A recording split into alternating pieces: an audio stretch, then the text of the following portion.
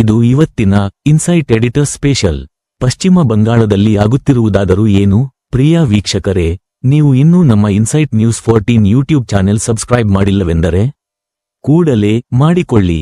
ಈ ನಮ್ಮ ಸಂಚಿಕೆ ಸಂಪೂರ್ಣವಾಗಿ ವೀಕ್ಷಿಸಿದರೆ ಮಾತ್ರ ಇವತ್ತಿನ ಈ ಸಂಚಿಕೆ ನಿಮಗೆ ಅರ್ಥವಾಗಲು ಸಾಧ್ಯ.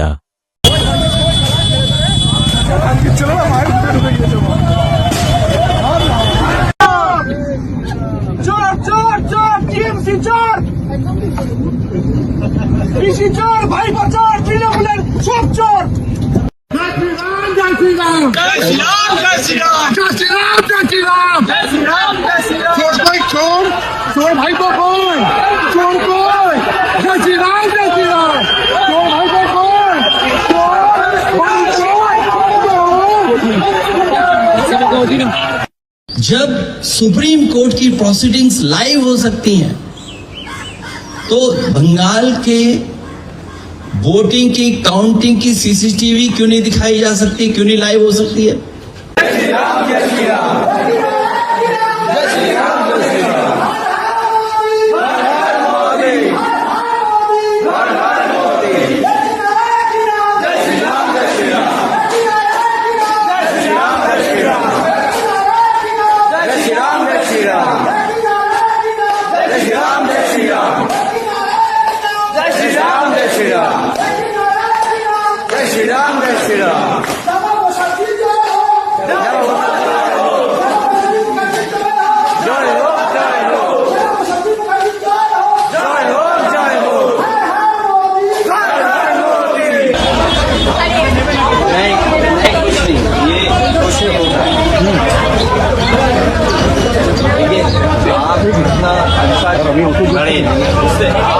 हारे नहीं है, नहीं आप हारे नहीं है, आप हारे नहीं है, हारे नहीं है।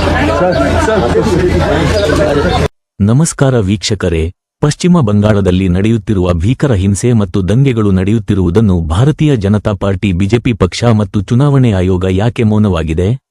ತನ್ನ ಜವಾಬ್ದಾರಿಯಿಂದ ಯಾಕೆ ಹಿಂದೆ ಸರಿಯಲಾಗುತ್ತಿದೆ? ಎಲ್ಲೆಡೆ ಆರ್ಎಸ್ಎಸ್ ಸಂಘಟನೆಯ ಘೋಷಣೆ ಜೈ ಶ್ರೀರಾಮ್ ಎಂದು ಕೂಗುತ್ತಾ ಹಾಡಹಗಲೇ ಹಿಂಸೆ ಮಾಡಲಾಗುತ್ತಿದೆ. ಜನರಲ್ಲಿ ಭೇದ ವಾತಾವರಣ ಉತ್ಪಾದನೆ ಮಾಡಲಾಗುತ್ತಿದೆ. ಮಹಿಳೆಯರನ್ನು ಕೂಡ ನೋಡದೆ ಅವರ ಮೇಲೆಯೇ ಹೋಗಿ ಜೈ ಶ್ರೀರಾಮ್ ಎಂದು ಕಿರುಚಾಡುವ ದೃಶ್ಯಗಳು ವೈರಲ್ ಆಗುತ್ತಿದೆ. ಬಿಜೆಪಿಯ ಸಂಬಿತ್ ಪಾತ್ರ ಮಾಧ್ಯಮದ ಮುಂದೆ ಬಂದು ಹೇಳ್ತಾರೆ, ತೃಣಮೂಲ್ ಕಾಂಗ್ರೆಸ್ ಪಕ್ಷದ ಕಾರ್ಯಕರ್ತರು ಬಿಜೆಪಿಯವರಂತೆ ಬಟ್ಟೆ ಧರಿಸಿದ್ದಾರೆ. ನೀವು ಕೇಳಿರಬಹುದು, 91 ಲಕ್ಷ ಜನರನ್ನು ಮತದಾರರ ವಿಶೇಷ ಪರಿಷ್ಕರಣೆ ಎಸ್ಐಆರ್ ಹೆಸರಿನಲ್ಲಿ ಮತದಾರರ ಪಟ್ಟಿಯಿಂದ ಕೈಬಿಡಲಾಗಿತ್ತು. 27 ಲಕ್ಷ ಜನರ ಪ್ರಕರಣ ಸುಪ್ರೀಂ ಕೋರ್ಟ್ ಮುಂದೆ ಹೋಗಿತ್ತು.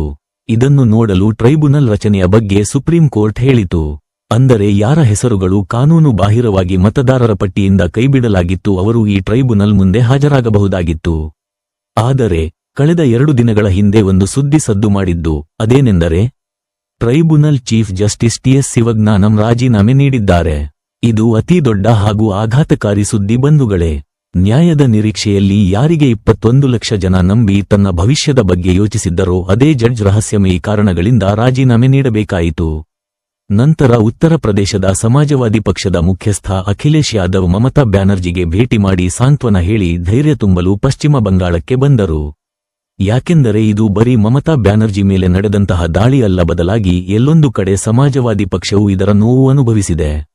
ಉತ್ತರ ಪ್ರದೇಶದಲ್ಲಿಯೂ ಚುನಾವಣೆ ಹತ್ತಿರ ಬರ್ತಾ ಇದೆ. ಅಖಿಲೇಶ್ ಯಾದವ್ಗೂ ಕೂಡ ಎಸ್ಐಆರ್ ಭಯ ಕಾಡ್ತಾ ಇದೆ. ಉತ್ತರ ಪ್ರದೇಶದಲ್ಲಿಯೂ ಸ್ಪೆಷಲ್ ಇಂಟೆನ್ಸಿವ್ ರಿವಿಷನ್ ಎಸ್ಐಆರ್ ಹೆಸರಿನಲ್ಲಿ ಅಲ್ಪಸಂಖ್ಯಾತರ, ದಲಿತರ, ಹಿಂದುಳಿದ ವರ್ಗಗಳ ಮತಗಳನ್ನು ಕೂಡ ಮತದಾರರ ಪಟ್ಟಿಯಲ್ಲಿ ಕೈಬಿಡಬಹುದು ಎಂಬ ಭಯ ಕಾಡ್ತಾ ಇದೆ. ಕೋಲ್ಕತ್ತಾ ಹೈಕೋರ್ಟ್ ಮಾಜಿ ನ್ಯಾಯಮೂರ್ತಿ ಟಿಎಸ್ ಶಿವಜ್ಞಾನಂ ಎಸ್ಐಆರ್ ಟ್ರೈಬ್ಯುನಲ್ನಿಂದ ರಾಜೀನಾಮೆ ಆಯೋಗದ ಸೂತ್ರಗಳ ಪ್ರಕಾರ ವೈಯಕ್ತಿಕ ಕಾರಣದಿಂದ ರಾಜೀನಾಮೆ ನೀಡಿದ್ದಾರೆ ಎಂದು ಸ್ಪಷ್ಟಪಡಿಸಲು ಮುಂದಾಗಿದೆ. ಈಗ ಹೇಳಿ ಬಂಧುಗಳೇ, ನ್ಯಾಯ ಎಲ್ಲಿದೆ?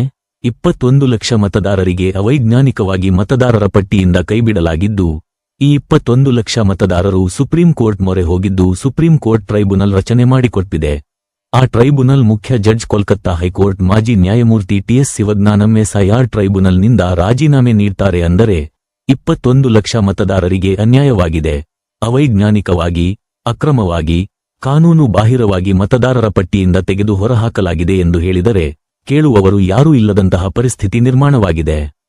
ಚುನಾವಣೆ ಪ್ರಕ್ರಿಯೆಯಲ್ಲಿ ಪಾರದರ್ಶಕತೆ ಇಲ್ಲದಿದ್ದರೆ ಪ್ರಜಾಪ್ರಭುತ್ವದ ಮೌಲ್ಯಗಳು ಎಲ್ಲಿವೆ? ಒಮ್ಮೆ ಯೋಚಿಸಿ. ಇದರ ಮಧ್ಯೆ ಸಂಬಿತ್ ಪಾತ್ರ ಹೇಳ್ತಾರೆ, ಪಶ್ಚಿಮ ಬಂಗಾಳದಲ್ಲಿ ಹಿಂಸೆ ಮಾಡುತ್ತಿರುವುದು ನಮ್ಮ ಬಿಜೆಪಿ ಕಾರ್ಯಕರ್ತರು ಅಲ್ಲ, ಬದಲಾಗಿ ತೃಣಮೂಲ್ ಕಾಂಗ್ರೆಸ್ ಪಕ್ಷದ ಕಾರ್ಯಕರ್ತರು ಬಿಜೆಪಿಯವರ ವಸ್ತ್ರಗಳನ್ನು ಧರಿಸಿ ದಂಗೆ ಎಬ್ಬಿಸುತ್ತಿದ್ದಾರೆ ಎಂದು ಹೇಳಿಕೆಗಳು ನೀಡುತ್ತಿದ್ದಾರೆ. ಪಶ್ಚಿಮ ಬಂಗಾಳದ ಮ್ಯೂಸಿಯಂ ಒಂದರಲ್ಲಿ ನುಗ್ಗಿ ದಾಂಧಲೆ ಮಾಡಿ ಅಲ್ಲಿನ ಪೀಠೋಪಕರಣಗಳು ಹೊಡೆದು ಹಾಕಿ ಅಲ್ಲಿದ್ದ ಮದರ್ ಟೆರಿಸಾ, ರಾಜಾರಾಮ್ ಮೋಹನ್ ರೈರಂತಹ ಮಹಾನೀಯರ ಫೋಟೋಗಳಿಗೆ ಕುಂಕುಮ ಹಚ್ಚಿ ಹಣೆಗೆ ಬೊಟ್ಟು ಇಟ್ಟು ಜೈ ಶ್ರೀರಾಮ್ ಎಂದು ಕಿರಿಚಾಡುತ್ತಿರುವುದು ಎಷ್ಟು ಸರಿ ನೀವೇ ಹೇಳಿ ಬಂಧುಗಳೇ? ಜೈ ಶ್ರೀರಾಮ್ ಎಂಬ ಘೋಷಣೆ ಕೇಳಿದರೆ ಜನರಲ್ಲಿ ಭಯ ಉಂಟು ಮಾಡುವ ರೀತಿಯಲ್ಲಿ ಕಿರುಚಾಡಿ ಏನು ಸಾಬೀತುಪಡಿಸಲು ಹೊರಟಿದ್ದಾರೆ ಈ ಬಿಜೆಪಿ ಕಾರ್ಯಕರ್ತರು ಎಂದು ಯಾರಾದರೂ ಹೇಳಬಹುದೇ? ಇದರ ಮಧ್ಯೆ ಬಿಜೆಪಿಯ ಮುಖ್ಯಮಂತ್ರಿ ಅಭ್ಯರ್ಥಿ ಸುವೇಂದು ಅಧಿಕಾರಿಯ ಪಿಎ ಚಂದ್ರರವರಿಗೆ ಗುಂಡು ಹೊಡೆದು ಹತ್ಯೆ ಮಾಡಲಾಗಿದೆ.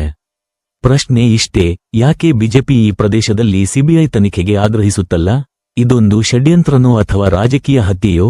ಇದರ ಹಿಂದೆ ತೃಣಮೂಲ್ ಕಾಂಗ್ರೆಸ್ ಇದೆ ಅಂದರೆ ಹತ್ಯೆ ಮಾಡಿದವರು ಯಾಕೆ ಇನ್ನೂ ಅರೆಸ್ಟ್ ಆಗಿಲ್ಲ? ಇನ್ನೊಂದು ಘಟನೆ ಅಂದರೆ ತೃಣಮೂಲ್ ಕಾಂಗ್ರೆಸ್ ಪಕ್ಷದ ಸಂಸದೆ ಮಹುವಾ ಮೊವೈತ್ರ ವಿಮಾನದಲ್ಲಿ ಪ್ರಯಾಣಿಸುವಾಗ ಅವರ ಮೇಲೆ ವಿಮಾನದಲ್ಲಿಯೇ ಜೈ ಶ್ರೀರಾಮ್ ಎಂದು ಘೋಷಣೆಗಳನ್ನು ಕೂಗುತ್ತಾ ಹೆದರಿಸಲಾಗುತ್ತದೆ, ಅವರಿಗೆ ಕೆಟ್ಟದಾಗಿ ಬೈಯಲಾಗುತ್ತದೆ. ಇದರ ಹಿಂದೆಯೂ ಬಿಜೆಪಿಯವರಿಲ್ಲವೇ? ಅಂದರೆ ಒಂದು ಸ್ಪಷ್ಟ, ಮಹುವಾ ಮೊವೈತ್ರ ಎಂದಿಗೂ ಹೆದರಲ್ಲ ಬಿಡಿ. ನಂತರ ಟ್ವಿಟರ್ ಎಕ್ಸ್ನಲ್ಲಿ ಬಿಜೆಪಿ ತನ್ನ ಅಧಿಕೃತ ಖಾತೆಯಲ್ಲಿ ಬರೆದಿದ್ದು, ಪ್ರಶ್ನೆ ಮಾಡುವವಳಿಗೆ ಇಂದು ಜನರು ಪ್ರಶ್ನೆ ಮಾಡಿದರು ಎಂದು. ನಂತರ ಸಂಸದೆ ಮಹುವಾ ಮೊವೈತ್ರರವರು ಕೂಡ ಟ್ವೀಟ್ ಮಾಡಿದ್ದಾರೆ, ಇಂಡಿಗೋ ವಿಮಾನದವರು ಕೂಡಲೇ ಇಂತಹ ದೌರ್ಜನ್ಯ ಮತ್ತು ಅಸಭ್ಯವಾಗಿ ವರ್ತಿಸಿದವರ ವಿರುದ್ಧ ಕಠಿಣ ಕ್ರಮ ಕೈಗೊಳ್ಳಬೇಕು ಎಂದು. ಇಷ್ಟಕ್ಕೂ ಮುಗಿಯದ ಇವರ ದೌರ್ಜನ್ಯ ಮತ್ತು ಹಿಂಸೆ ತೃಣಮೂಲ್ ಕಾಂಗ್ರೆಸ್ ಪಕ್ಷದ ಅಲ್ಪಸಂಖ್ಯಾತರ ಅಧ್ಯಕ್ಷ ಸಾಹೇಬ್ ಖಾನ್ರವರಿಗೆ ಭೀಕರ ಹಲ್ಲೆ, ಮಾರಣಾಂತಿಕ ಹಲ್ಲೆ ನಡೆಸಿದ ಬಿಜೆಪಿ ಕಾರ್ಯಕರ್ತರು ಜೈ ಶ್ರೀರಾಮ್ ಕೂಗಿಕೊಂಡು ಹಲ್ಲೆ ನಡೆಸಿದ ಪರಿಣಾಮ ಸಾಹೇಬ್ ಖಾನ್ ಆಸ್ಪತ್ರೆಯಲ್ಲಿ ಜೀವನ ಮರಣದ ಮಧ್ಯೆ ಹೋರಾಟ ನಡೆಸುತ್ತಿದ್ದಾರೆ. ಇದೇನಾ ಮನುಷ್ಯತ್ವ? ಇದೇನಾ ದೇಶಭಕ್ತಿ? ಇದೇನಾ ಸಭ್ಯತೆ? ಇದೇನಾ ಸಂಸ್ಕೃತಿ? ಇದೇ ಇವತ್ತಿನ ವಿಶೇಷ ಪಶ್ಚಿಮ ಬಂಗಾಳದಲ್ಲಿ ಆಗುತ್ತಿರುವುದಾದರೂ ಏನು? ಮುಂದಿನ ಅಪ್ಡೇಟ್ಸ್ಗಾಗಿ ನೋಡ್ತಾ ಇರಿ इनसाइट न्यूज 14। अभी 24 घंटा नहीं हुआ है, कम से कम 300 से 400 पार्टी ऑफिसेस तोड़े गए। 150 ऐसे कैंडिडेट्स हैं हमारे जिनके घर के अंदर घुस के हमला चलाया गया है, जिनके नीचे गराज में या पार्टी ऑफिस में एकदम घुस के तोड़फोड़ मचाया गया है। तो ये है भाजपा का भरोसा का मॉडल। मुझे उम्मीद है कि देश की जनता इसके बाद जाग जाएगी।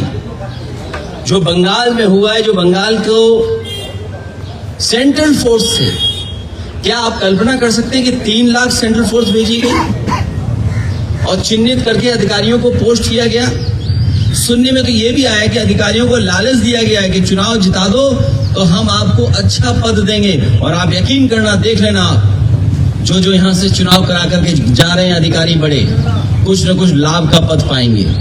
हम लोगों को उम्मीद है कि हम लोगों को जनता के बीच में जाकर के जगाना पड़ेगा उनको।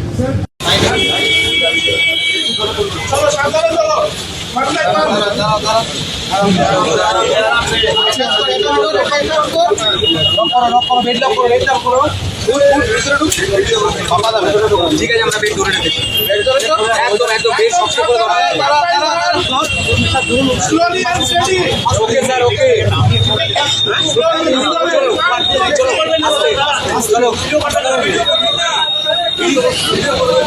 চলো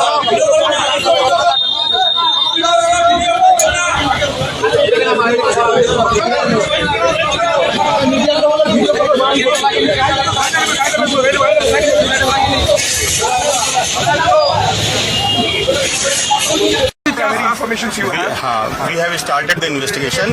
We have seized a vehicle which was used for the crime purpose. On investigation, it has been found that its number plate has been tampered. The vehicle, actually, the number plate that has been used belongs to a vehicle in Siliguri, but actually it is a tampered number. We have seized from the spot few fired cartridges as well as live rounds. We are processing the information that we have got so far, and at this moment I think it is the information. This is the only information that I can divulge at this moment. Okay.